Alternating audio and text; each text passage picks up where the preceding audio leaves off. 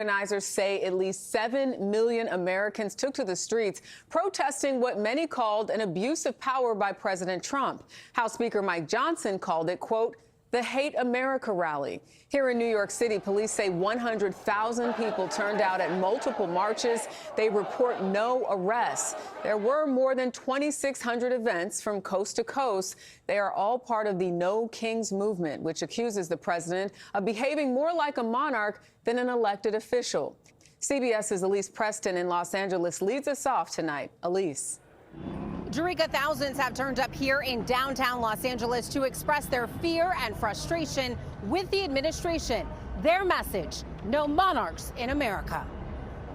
I want to be able to tell my future children that I was here, that I stood on the right side of history.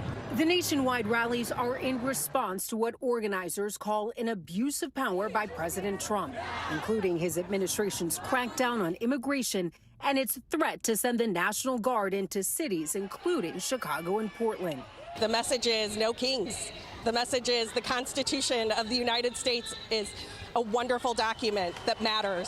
Republicans said the protests were nothing more than Hate America rallies. I'm Torian Small in Washington, D.C. Before leaving the Hill this week, House Speaker Mike Johnson framed this rally as a Hate America event. Attendees disagreed. We love America. We hate what they're trying to do to America. Today's rally is taking place in big cities and small towns in every state. I'm Allie Bauman in Morristown, New Jersey. Thousands attended today's rally 16 miles away from the president's New Jersey golf course. This county has deep roots in the nation's founding, known as the military capital of the American Revolution.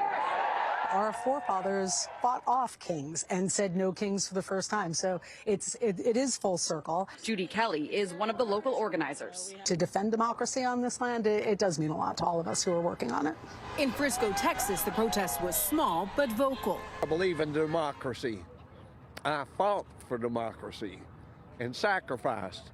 And the things that are being done right now in this government are totally ridiculous. In Europe, protesters were also small in numbers, but passionate outside the U.S. Embassy in London, in Paris and Berlin. Being here in Germany, especially considering the history that's here, we have a unique perspective to look and say, that's not okay.